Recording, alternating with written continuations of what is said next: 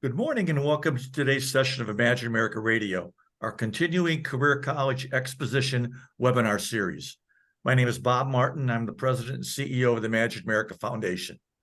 I want to welcome all of our visitors to the fourth year of our IAF Career College Exposition webinar service, which has now produced and distributed more than 150 webinars, with our total viewers and listeners now surpassing 5,000 local educators and counselors.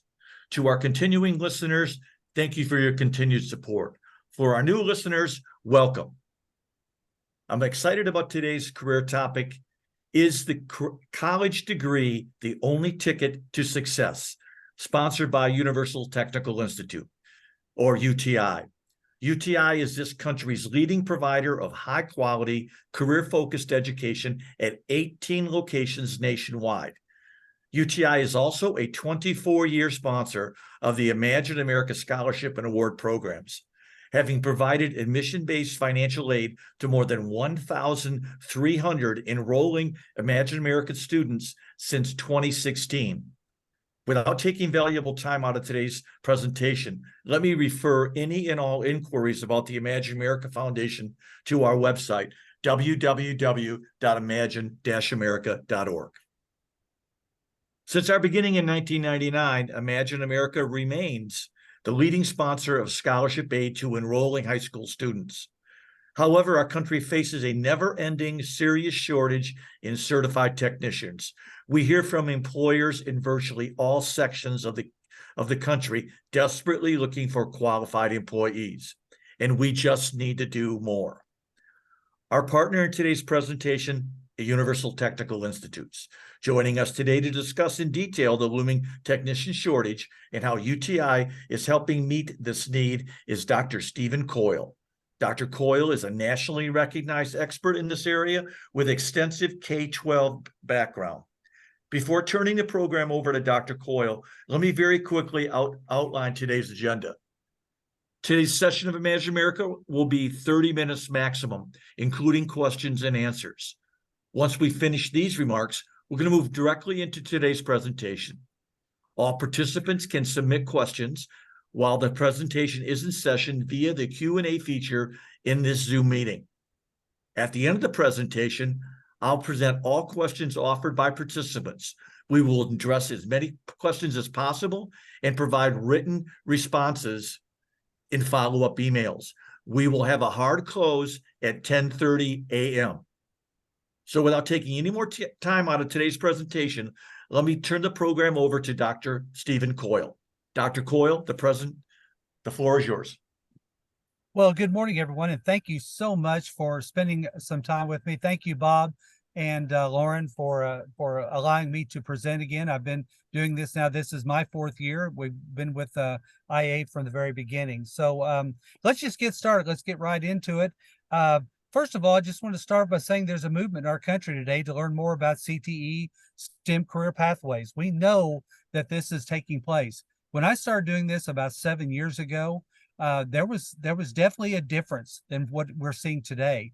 When I would talk about STEM careers, I would get a little bit of pushback, but not so much anymore. I speak at counselor conferences. In fact, I'll be heading to Colorado, doing one out there a day after tomorrow, and I'll be up in the Chicago area next week and talking about the career possibilities that are out there. So definitely a movement that's taking place out there. Gen Z, that's the kids that you're dealing with. And these Gen Z kids, they're a different crew, aren't they? They want everything now, right away. I always get tickled when I talk about the, we talk about what kids are looking for and what it is that they want to do. And financial aid will say, hey, well, we've emailed them 3 and 4 and 5 times. They're not responding. I just get tickled because these kids, they don't email, but their parents don't even email. They're Snapchatters, they're texters and all this. So they don't think that a 4-year degree is the only option. In fact, several of them, they just don't see them doing something for 4 years. They know they need skills and they sure want to make money, but they know that that with that education, they can get something in a lot shorter time frame than maybe the 4, 5, or 6 years. So the barriers to skilled trade careers, 85% of young people value a skilled trades career, but only 16% will follow through on it. And you might say, why is there such a discrepancy in that number? Well, I have a theory. I have a lot of theories that you'll learn today, but the theory is that, these kids, they get coached out of it. We think about it, for instance, what's the question we ask every little kid in this country? What do you want to be when you grow up? And what do they tell us? They want to be a fireman. They want to be a policeman. They want to be a teacher. Well, then why do we have a shortage of all those? Because we'll say, oh, that's cute. Oh, that's nice. But you really don't want to do that. You want to do something where you can make some money or that's not as dangerous, that kind of thing. So we coach them out of it. So it's very important that we help these students to follow up on their dreams. 42% of young people believe skilled trades workers earn at least 50,000, yet half the skilled trades workers with less than 10 years of experience earn at least $50,000 upon starting.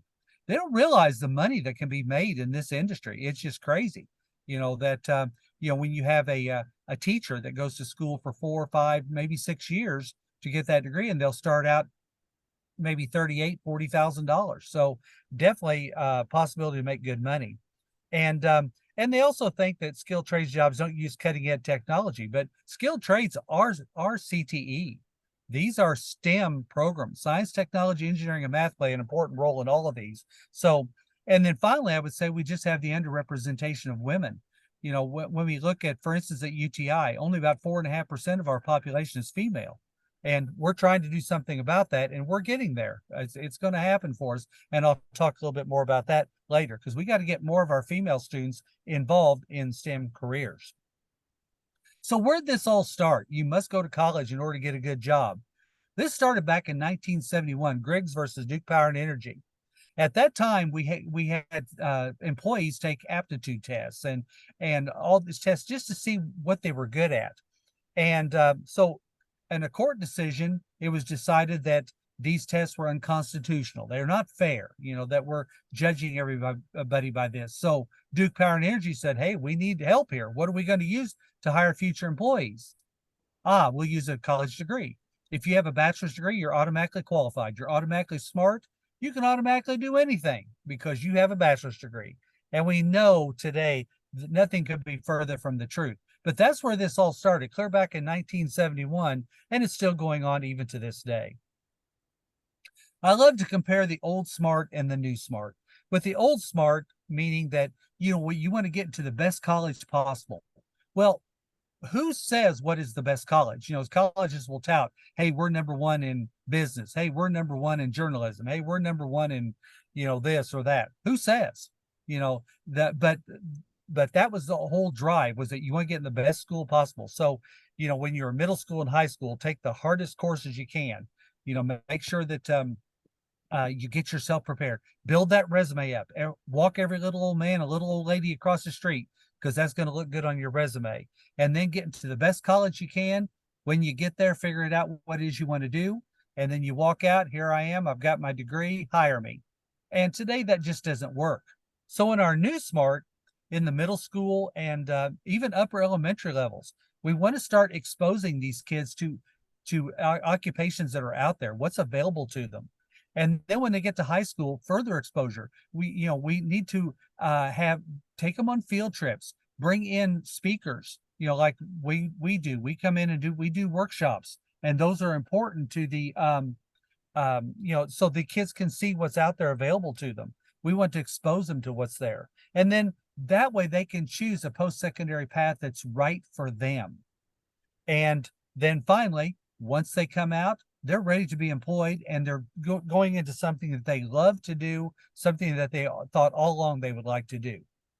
So I love Mike Rowe here, America's Dirtiest Jobs. I know you know who I'm talking about. Not every child will become a lawyer or a doctor. Teach your kids that it is okay to work with your hands and build cool stuff. And that's what we have to keep in mind. It's easy for us as educators. I'm a retired educator myself. It's easy for us to put ourselves in that equation. We don't want to do that. We want to make sure we're helping that student to get what they're looking for, what they want. We have to show them what's available to them, and that bachelor's degree isn't necessarily the only route that they have to take. There are certificated programs and diplomas and that kind of thing that they can use as well too, that they can be highly successful in what they want to be. I love this particular slide. This is employer versus student perception. For instance, number one, professionalism, work ethic. The employer rated this employee at 42.5% proficiency when they rated themselves at almost 90. And then you look at oral and written communications. The employer rated them at 41.6%. They rated themselves at almost 80%. And I can go on and on with these. But you see, there's a huge discrepancy here between what the employer sees and what the employee sees. How does that happen? Here comes another theory. Think about it. When kids are young, especially like in sports and other type of activities that they do, nobody fails. Everybody gets a trophy. Everybody gets a medal. Everybody gets a ribbon. Nobody gets left out. Everybody's a winner. And I'm submitting to you today that it's okay. Kids need to learn how to fail. That's how they get better. You and I have all failed sometime in our careers, but we learned from it and we got better from it. So it's okay to tell a student, hey, this isn't your best work. Hey, this is we don't have to be mean about it, but we need to convey to them that, not everybody does win every time.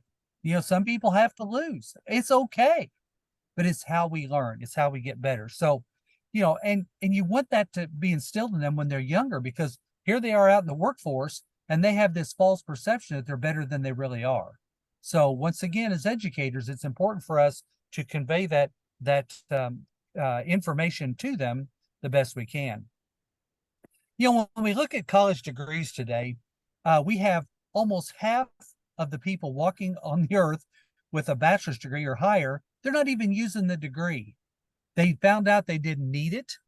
And you think about all the time, all the energy, all the money that they put into that to make that possible, and they didn't need it.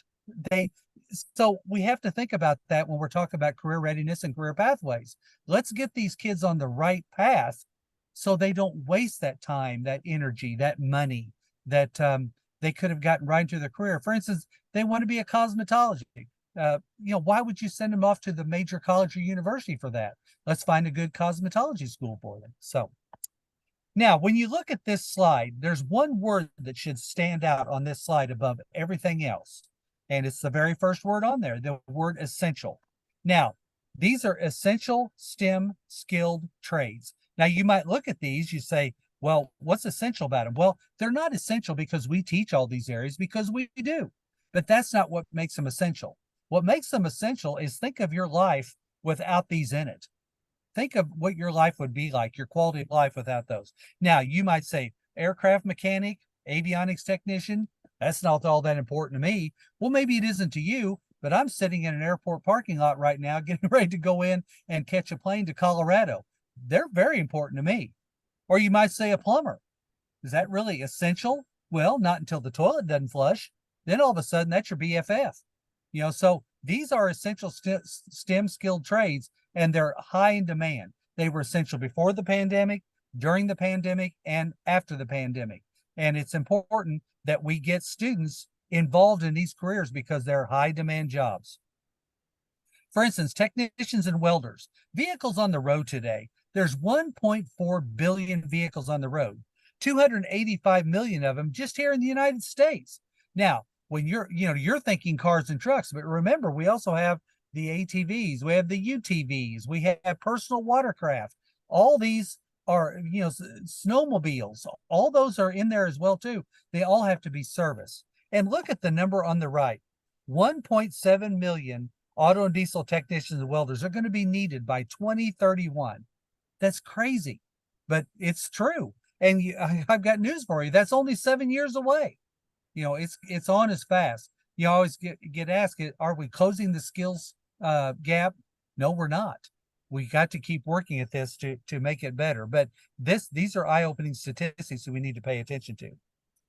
Earlier, I talked to you about underrepresentation of women in STEM trades. And so what we've done is we've tried to get more females involved in STEM careers. So the mantra that we have is you can't be what you can't see. We started this 3 years ago, And well, 2 years ago, we're actually in our third year. We're doing some, in fact, I'm going to be going to one next week up in our Lisle campus. But we want to show these girls what's available to them. For instance, you can't be what you can't see. Think of the last time you saw a female welder, a female auto technician, a female diesel technician. You see a road crew working on the highways and bridges. And every once in a while, you'll see a woman. What are they doing? They're holding the sign, the stop sign. That's it. We've got to change that attitude. There's been a party going on for a long time, but only the guys have been invited. So we host these STEM conferences at our campuses. When we started, we were hoping for 30 or 40 girls. We've been averaging over 100 girls at each one of these. We give the girls an opportunity to experience STEM. We are a true STEM school, so we take them on a tour of our campus. We show them STEM activities. We have them participate. We put them on the welding simulator so they can experience that. I had a female welder last year up at Lisle campus. She scored a perfect 100 on that. I get school counselors involved in that as well too. You guys are very competitive, and a few school counselors, I told them they might want to think about a career change because they were pretty good welders. But we want these girls to see what is available to them, and then we have them fill out cards afterward. For instance, like this one. This one young lady wrote, "I like watching cars go fast, but wow, today I couldn't stop smiling. I was intrigued with everything. I had no idea how I would start a job in this career, and all I can think is to apply here after high school." So these girls, they don't know what they don't know. It's important for us to show them what's available to them. Scholarships and grants. We hear this all the time about, how do you afford an education? We have over $15 million in grants and scholarships. We help them with housing. We help them with relocation to get to our school. We have these. I've got news for you. Out of the 15 million, we give away less than half of that every year. There are ways to pay for your education. We are Title IV funded, so they do a FAFSA to see if they qualify for financial aid, and then we help to plug in the scholarships and the grants that they can use to make it make their education affordable for themselves. It's vital to them. These are the industry partners. You can see these are the big dogs in the industry. We're the only school in the country that can put this list up. And but I put it up here for a different reason. If you are not using industry, if you're not involving them in your school right now, that's a big mistake for you. Huge. I talk to school counselors all over the country, and I tell them this same message. It's vital that you get industry involved. We do. We will have events at a local dealership. We will invite the students, we'll invite their parents, and then we'll invite educators so you can see what a dealership is really like. Back in the day, a dealership, it was grease and oil everywhere. You might get a bottle of water. Now it's climate controlled environment, carpeted.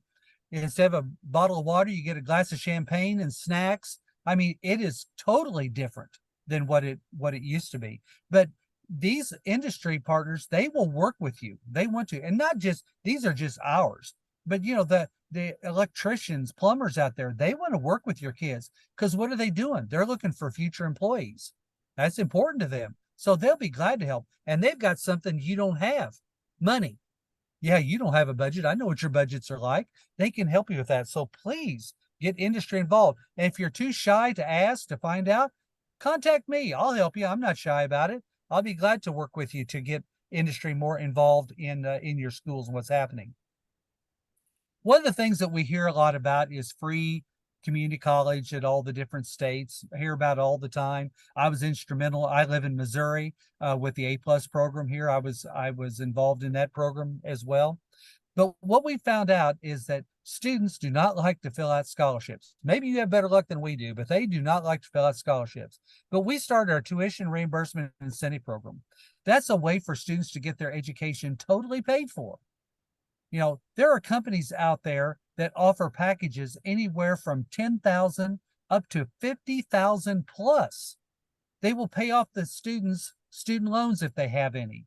They will give them a tool allowance, a boot allowance. They'll give them a sign-on bonus. They'll give them a tenure bonus. That's how bad they need technicians.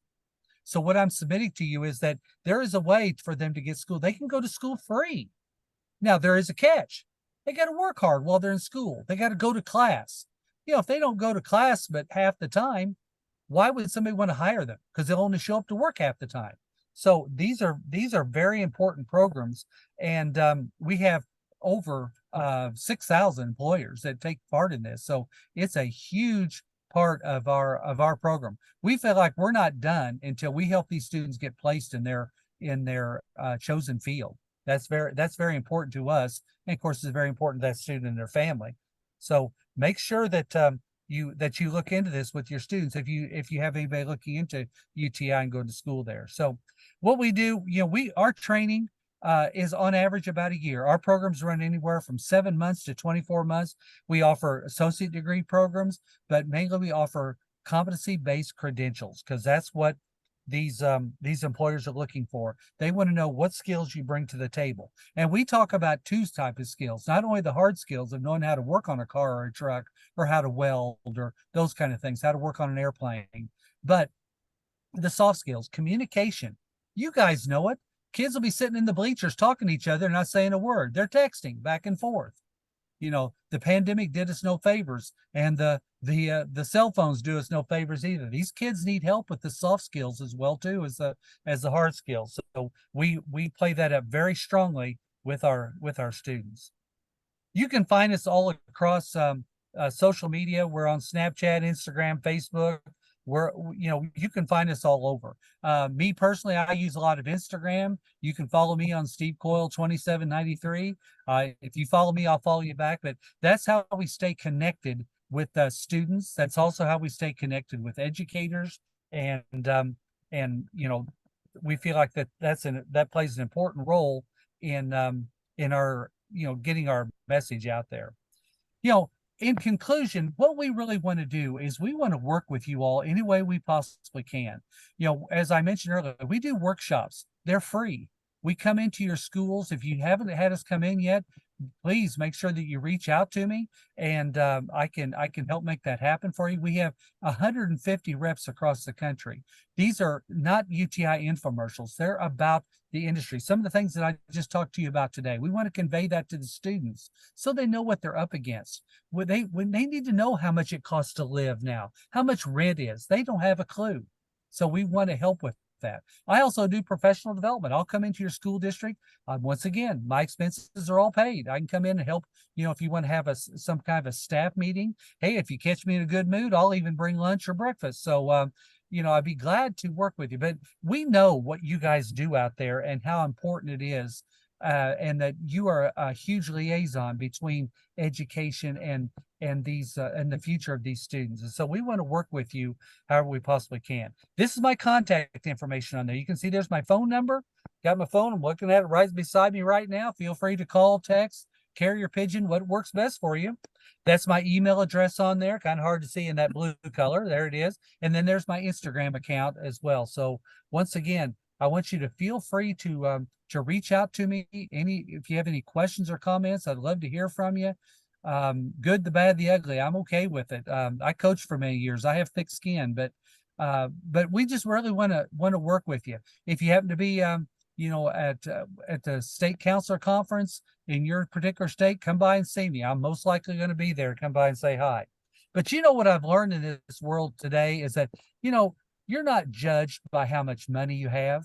You're not judged by how many toys, how many items that you own or anything like that. No, you're judged if you have your QR code. So there's my QR code right there. So please feel free to snap a picture of that. That's got all my contact information on it. As I said, reach out to me. I'd love to visit with you and find out more about what your needs are and see if there's some way that UTI can work with you. Thank you again so much for spending your time with me today. I know you're busy people. You have a lot of things to do. I really appreciate the opportunity to get to speak with you. Thank you. Hey, great job, Stephen. I really appreciate it. Let me mention a couple of things that I noticed because we've been doing this with you for a while. Number one, at Imagine America, we're very excited that UTI has now brought on aviation mechanics, which is is new and is offered at a certain number of your campuses. I just want to call our listeners' attention to that. And then second, I want to mention, I'd be remiss if I didn't mention the new campus in Austin, Texas, and the new campus in Miramar. So we've got UTI is growing by leaps and bounds, and they're doing extremely well, and they're adding programs on that reflect their interest in responding to what the career needs are, career training needs are. So let me go to the first question, because GPA requirements. Are there GPA requirements for admissions to UTI? No, there's not, Bob. We base ours on the personal interview. We meet with the student and their parents and whoever else is involved in that decision-making process, grandma, grandpa, aunts and uncles, cousins, whoever. But we have that personal interview because we want to find out about that student. We want to find out about their work ethic. We want to find out, about their goals, their ambitions, to see if we're even the right fit for them and they're the right fit for us. Now, I will tell you this, though, for the first time this year, we are offering academic scholarships based on GPA, ACT, or SAT scores. So make sure that your students look into that. I'm so excited. I wrote this a few years ago, trying to get this going, and it finally came to fruition this year. So we're pretty excited about it. So there is a way to get some tuition dollars. Well, the second question that we've gotten before is comparisons with community colleges, specifically duration of program and cost of programs. I get that question all the time. We are not a community college. Don't pretend to be. Community colleges and us, we're different. What we do, we don't really compete. We're separate in what we're looking for. There's a couple of things that really make a difference. Number one is the time you're going to be in school. The average time you're going to be at UTI is about a year, give or take, depending upon the program. As I said earlier, 7 months to 24 months. At the community college, you're going to be there at least 2 years and possibly longer. And along with that, remember, at the community college, you're going to take your gen ed courses. Some of these students, they just don't want to do that. They want to get right into their area. And that's what we do. We do incorporate STEM in all of our programs, but you're not going to take Greek mythology and 20th century world literature. We don't do those things. And then the alliances with the manufacturers, that's huge. That we have all these contacts, so we help the students get placed after graduation. Yeah. So those are really the biggest differences between us and community college. Yeah. Now, Stephen, the next one comes with regard to housing. Many of your campuses, or in fact, most of them, have a large number of non-residential, not local students coming in, I should say. You recruit from 50, 60, 100, 150 miles away. Do you have housing options that available at UTI for those students? Yes, we do. Every campus except Bloomfield, New Jersey, has housing. They are apartments. They're not dorms. They're apartments that we lease, so they're only our students. And but the best part is the lease matches your time in school, so you don't have to pay for extra housing that you don't need. Right. Also, you have your own individual lease, so you're not responsible for somebody else if they move out. And then finally, we help students get a part-time job while they're in school. That way, they can help to pay for their housing. So what's the best way, if we have some people here that want to talk to the rep, to a UTI, get them into their school, make a presentation, talk to their students? What's the best way to do that? Go to the website, contact you, or all the above? All the above. You can go to our website, uti.edu, very easy, and you can submit a request there, or just reach out to me. You've got my contact information. I hope you snap the QR code here, please, and please reach out to me, and I can hook you up with who you need to talk to. But yeah, we're very approachable, very easy to get in contact with. Great presentation. We're always great working with you, Stephen, and UTI on these presentations, and I want to thank you. Let me go through a few housekeeping details so everyone knows. We have recorded this session, and we're going to be forwarding the recording to all the registrants. It'll also be housed on our website if you want to listen. Anyone wants to come in and listen to it later on. Second, we're doing a follow-up survey. I'd encourage any and all of our participants to fill that survey out, give us feedback on any part of the session that you would like to give us comments on. New this year is the foundation is offering a participation certificate for this session and other sessions that we're going to be having, which means that we will send you a certificate that shows that you were a participant in this, signed off by myself and by Stephen, and any of you that want that or would like to have that for your internal purposes or whatever, just contact Lauren Cunningham at the Imagine America Foundation, and we'll be happy to get that to you. Before closing, I want to thank the participants, the education participants, for taking time out of their very busy schedule to join us today. As Stephen said earlier in the presentation, we know you got a lot of demands on your time. We know that they're competing. We appreciate you carving out just a little bit of time to listen to today's presentation on UTI in the Chicago area. We really appreciate it. Stephen, we value your time and we really appreciate your presentation and support. I would encourage you to download or click on the information for Stephen. Contact him. He's a very, very helpful guy. On behalf of the Imagine America Foundation, Lauren Cunningham and myself want to thank you and hope you have a great day. Goodbye.